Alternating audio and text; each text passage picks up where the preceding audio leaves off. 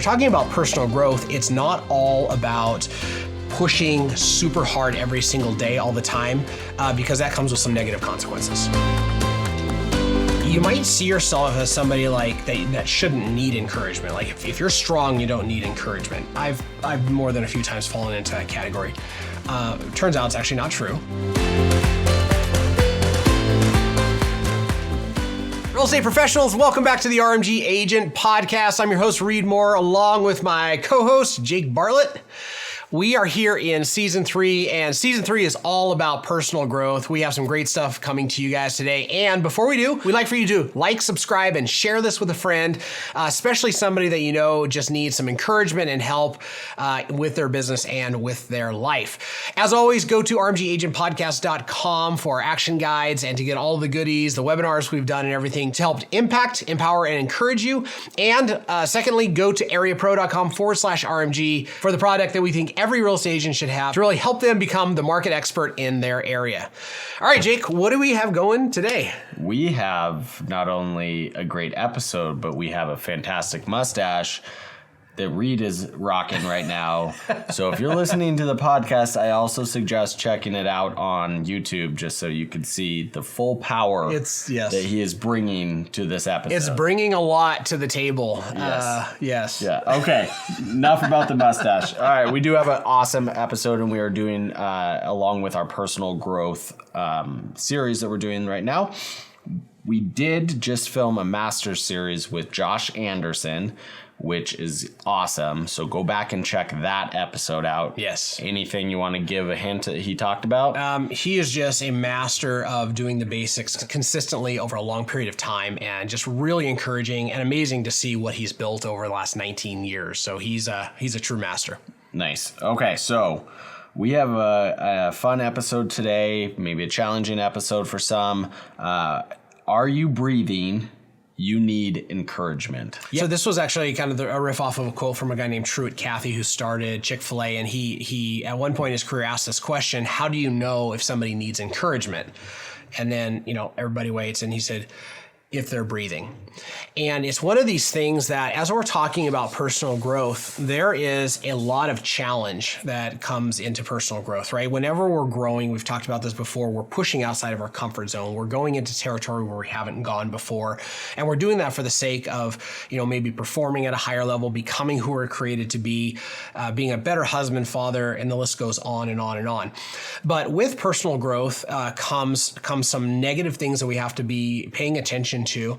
And if you are like me and you have a default, your default or your bias can really undermine personal growth. And my default or my bias is constant challenge, right? I kind of live under this, internally, this desire to constantly challenge myself, right? Or at least that's what I tell myself, and I can come across that way. And the problem is that when we're talking about personal growth, it's not all about pushing super hard every single day all the time, because that comes with some negative consequences. Yeah, as somebody that gets to spend a lot of time with you and get to call you a friend, sometimes with our friendship group, you pitch some ideas, and this will give you an idea of challenge of, hey, what if we did 6 hours of a sufferfest as a fun way of spending a Saturday? Yeah, it's like, hey guys, let's go, do last man standing, hike for 36 hours, and mixed results from the people listening. Right. So, which has an awesome place. Like, I highly suggest finding people in your life that challenge you and are constantly challenging yourself, because you will become better by being around people like that. You will think bigger, you will experience more, and you'll become a better person than you currently are. And we're going to talk a little bit about how symptoms and things come up from that. So one of the things that we talked about is that we're taught that growth is like this constant trajectory, but that's not how you look at it, right? No, it's really not. So growth really looks like climbing and then plateauing and climbing and plateauing. There's a couple reasons for that. One is that the constant, incessant climb of growth, if that's all you ever do, it leaves you never being able to celebrate what you just accomplished or what you just did. And so what really healthy growth tends to look like is it looks like this period of time where it's very hard and sometimes very intense, and that can be even for a prolonged period of time. But once you've accomplished something, or once you've grown, or once you've lost a certain amount of weight, there's an opportunity to stop and actually just enjoy it, celebrate it, and use it. And that ends up feeling like a plateau. And so if you're wired to constantly be growing, one of the things that you can do is you can lose the ability or not recognize the ability to stop and, some people would say smell the roses, right? Stop and celebrate or even get the most out of what you just went to. If you're leading or you're around other people, then they're growing and growing, but they never actually get to experience that. And then their experience with you is that it's nothing but there's always something bigger and better, and wake up every day and don't pay attention to what you've achieved, only pay attention to what you haven't yet, done, or who you haven't yet become. And that can be a real downside to the constant, incessant personal growth. And it's actually kind of undermines personal growth in some ways. As the person in that situation, it can feel a little like a horse with blinders, right? Like you're constantly forging forward and you don't get the ability to see all the work that's done. Like the person that's, continuing to ask more and more of you, and you're not seeing all the ground that you gained. Yes. And so what we're going to talk about here is some of the byproducts of that, and then we're going to work through it. So what are the byproducts of this, or what are you going to feel like? Yeah. So there's really two negative byproducts of personal growth. And again, it's not a reason not to grow, but it is a reason to kind of pay attention. Mm-hmm. And the two byproducts of growth are going to be fatigue, right? Over the course of time, if you don't take time to stop and look around and celebrate and experience what you've done when you grow, then a lot of fatigue will set in. And fatigue actually just sets in just if you're growing, period, right? The second one that sets in and is kind of your constant companion when you're on the uphill trajectory of growth is self-doubt and all of the different things around that. Because if you are truly pushing into growth, you are over the edge of your skis a lot of the time. You are, which is really fun sometimes if you're skiing and you're on that edge, but it's not fun to be there all the time. Right. And so we build up fatigue, and then we start operating in a place where self-doubt shows up, and that's okay because that's going to be a part of growth. But self-doubt starts to actually kind of set up camp, because there's never an opportunity to take a look around and be like, oh man, I'm not the person I used to be, right? Which sheds that self-doubt, and it actually builds confidence. And if I take a plateau time, I take a season to where like I stop growing in a certain area to be able to let it settle, then all of a sudden self-doubt becomes replaced with confidence. And confidence means that the next personal growth climb that I'm going to be on starts with confidence instead of starts with self-doubt. The way I envisioned this was I have kids. I was very athletic growing up. I spent a lot of time playing all sorts of different sports. And if you're a sports parent, you will understand watching your kids enjoy something really well. They love some sort of sport like baseball, and you want them to enjoy it more. You want them to get better. And there's this constant tension of giving them critiques, giving them things that will help them get better, and helping them to think bigger and push harder, while also giving them space to absorb what they've gone through, right? Yeah. So if all they ever do is train and push hard, and they never get to experience in gameplay what they've just learned and how much better that they've gotten, it can be a very fatiguing process. Yeah. So the two outcomes of maybe not taking these times to rest and look around, right, is that you build up this fatigue, or you actually, like in a kid's case, or in an adult's case, it actually may cause somebody to tap out on personal growth in a certain area of their life. It's like, forget it, right? This sucks. I don't like living this way, right? And then they tell themselves a story, and that story can trickle into other areas of their life where they really do need to continue to grow. But you can actually do a lot of damage. And I've probably done that more than a few times, right? And so kind of going to this idea of fatigue when it comes to personal growth, a long time ago, I used to do endurance stuff. I used to do like triathlons and Ironman and those kind of things. And one of the things that would happen is my coach would have me track all of my training in an app called Training Peaks.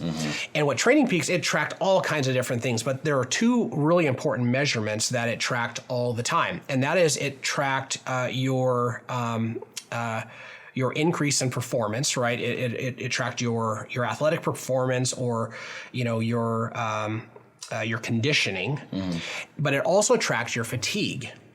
And I didn't really understand that until I asked my coach, like, what's the whole point of tracking fatigue? And what he told me was that as you push into higher and higher levels of personal performance, you increase your fatigue more and more. And right before a race, there was like a 3-week period of time that you would follow a very, very strict protocol. And that protocol would taper you down over time, where you were actually doing less and less activities all the way to the day of the race. And he said the reason for doing that was when you're at peak performance, you're typically at peak fatigue also. And so if you go to do a race under your very peak performance stats, but you also peak your fatigue, you don't perform well, because the fatigue counteracts the performance. So the idea was that the last 3 weeks before a race is you tried to get your fatigue as low as possible while keeping your performance or keeping your endurance as high as possible. And so the higher my endurance or my performance went, and the lower my fatigue went, wherever there was that big gap, that's where performance was at its highest. And it worked really, really well. So if we look at this and we overlay it into personal growth, the challenge, and by the way, we're all geared differently around this. Like some people build up fatigue around personal growth way faster than others, and then in different seasons of life, right? You're really pushing hard, at work, and then you come home and your family situation is extra hard. Well, that builds fatigue too, and so that season might just not be the season that somebody can push the hardest. But what I've seen over time is if I'm constantly, or somebody's constantly pushing into personal growth, but they're building up fatigue, when you go to perform, your performance will actually be substandard and will feel like you haven't really grown much. But the reality is you've grown, you just are carrying way too much fatigue, right? Yeah. Okay, so let's parallel this a little bit to what this actual moment would look like as far as in your real estate career. So you've been pushing really hard for 3, 4, 5 months to build up the skills to be able to make a lot more contacts than you've done in the past. You're building up clients, you're carrying more clients. Like, do you just shut that all down? What's this look like? Good question. So there's a handful of different things that are important, and we're going to do actually a kind of a series on this, because we're going to talk about rest, recovery, retooling. We're going to talk about analyzing, recovering, and recalibrating. So we're going to talk about some of these different skills. But one of the skills that we're going to talk about today is giving and receiving encouragement. And it's just this really interesting thing, kind of going all the way back to that quote, is when do you know that somebody needs encouragement? Because they're breathing. Well, you might see yourself as somebody like that shouldn't need encouragement. Like if you're strong, you don't need encouragement. I've more than a few times fallen into that category. Turns out it's actually not true, right? But whenever we're going along a personal growth journey, we need to have other people in our life be able to see what we can't see, right? Going back to this idea of I have blinders on. If we're genuinely growing and we're working hard, we're just living this next sliver of the iteration of our life. And there's a good chance that we don't even realize that we've come so far. And so we're not waking up internally celebrating. And so we need other people to be able to encourage us. Right? And there's a few pieces to that. Number one is we need to be around people that are going to encourage us. That's important. Number two is that we need to be able to learn how to effectively receive encouragement. And both of those things have to be in place if I'm going to be able to really take that deep breath and step back and be like, oh my gosh, I really did grow. Celebrate, enjoy that moment, take it in, right? Get rid of some of the self-doubt and bring some of that courage and that strength back in, right, for the next journey. That's going to be important. So for somebody like me that's not great at receiving encouragement. And for somebody like me who's not always good at giving encouragement, here we go. All right, so let's jump into some of these things. We make the perfect pair on, this specific topic. So, okay. What are some of the ways we should be giving encouragement? Okay, so giving encouragement, this is something I learned with my wife quite a few years ago, and that is that when we're giving encouragement, it needs to be specific and genuine. The genuine one seems kind of like a no-brainer. The specific one was the one that I struggled with the most. Because what ends up happening is that when you give somebody encouragement, they need to be able to take it in, right? And that's the communicator and that's the person who's receiving it. And so as the communicator, I want to be able to be specific so that way it's easier for them to trust my encouragement. Right. So if I'm just living my life and maybe I'm a little bit discouraged or I have some self-doubt, I may be avoidant of actually receiving encouragement. And so if somebody just says something like, hey, Jake, great job yesterday. Thank you. Right. Yeah. Like you might be able to receive that, but it's really generic. And if I'm not in a super good place or I'm just grinding through personal growth, I might not know if you're actually genuine or if you even paid attention, right? But if that same person says, gosh, Jake, you did so well yesterday. I overheard you set 2 appointments. And that second one, it sounded like you had somebody on the, like holding a tiger by the tail. But I noticed that you closed like 5 or 6 times to be able to get that appointment. And I also noticed it sounded like they were really happy at the end of that conversation. Like, great job. Yeah. All of a sudden, it's like this person noticed me. They saw me struggle through maybe what was a fear at the time or something like that. And that's going to give them more access to the encouragement, right? Yeah, we've talked about this in a few other episodes. Like, it's the difference between being seen and being known, right? Like that if somebody's actually listening and they have specifics of things that you did really well and they point them out, like you actually you feel seen and known in that moment versus, hey, good job, like that could that same person could walk through the office and just tell everybody good job, right? Yes. And that might not actually hit everybody the same way. Yeah. Okay, so what's second here? Okay. The second is encouraging effort, not just results.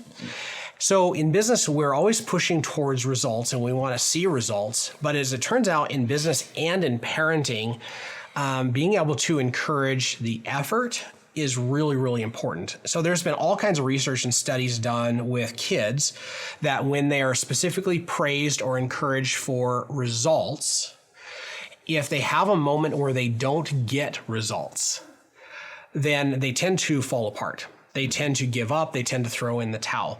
And so all of these studies they're fascinating. There's actually a book called Mindset by Carol Dweck that kind of goes into some of this research.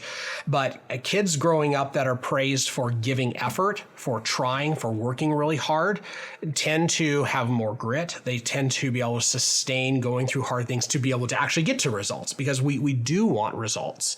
And so especially when somebody's like newer in the career or they're relaunching or they're just doing any of those kind of things, what's going to happen is results in our industry are delayed, right? They're delayed 3 to 6 months.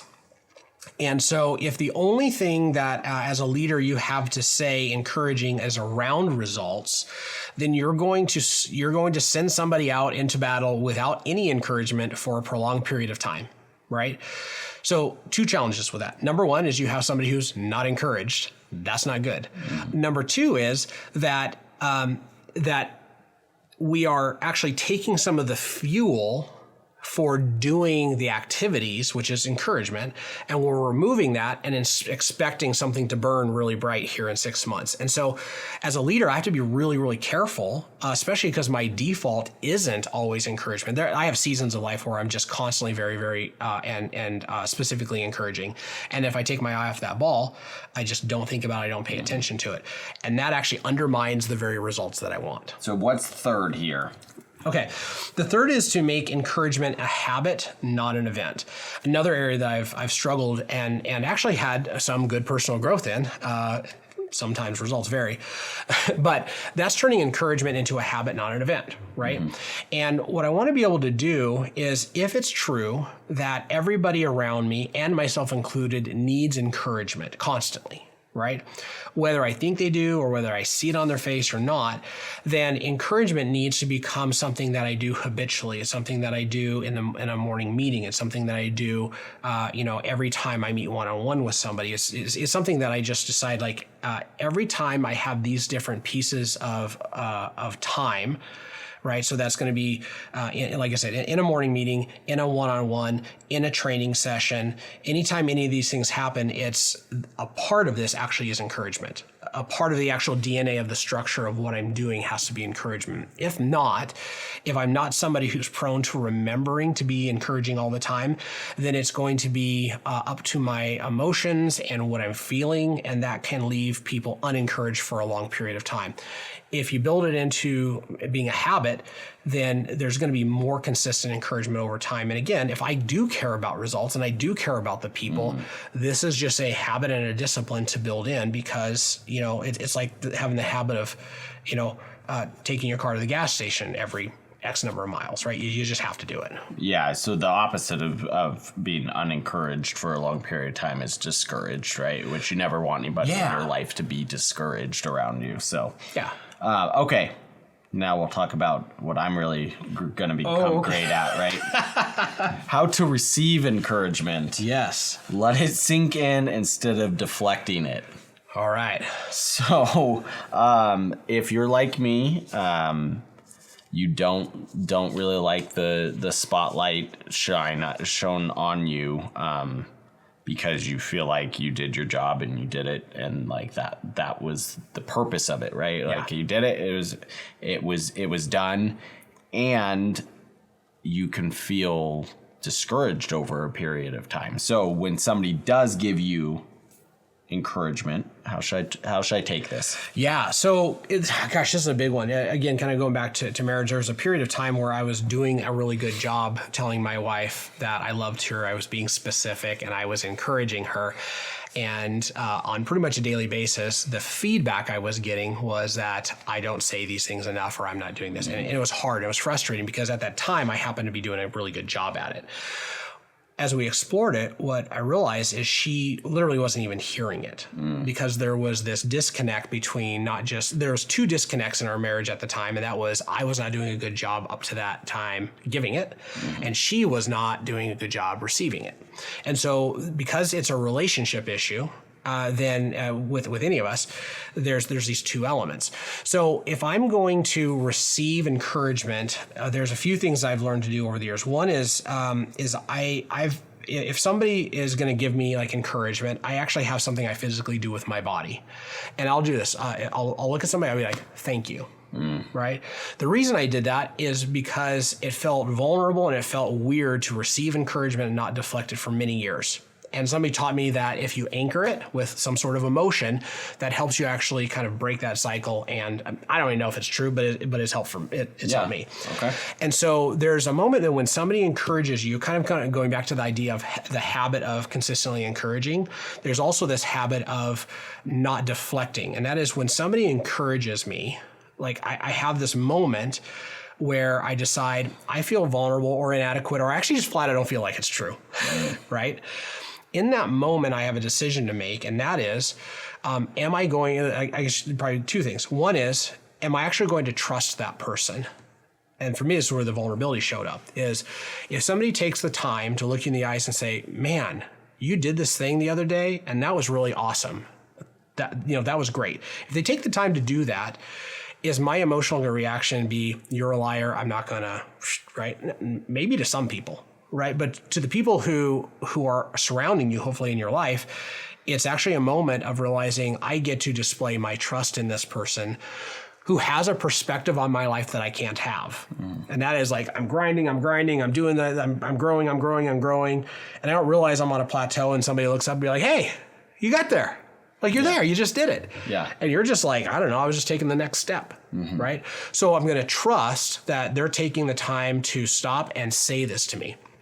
The second piece is I'm going to stop and take a moment to acknowledge it and to not deflect it, right? And that's, you stop, you acknowledge it by saying, thank you, or wow, I appreciate you saying that. Anchor it, do something physically that just says, man, like, I'm taking that in. Yeah. If you do that, you're going to find yourself more encouraged, not even because people are more encouraging, but because you're actually receiving more of it. Okay. So this is the one that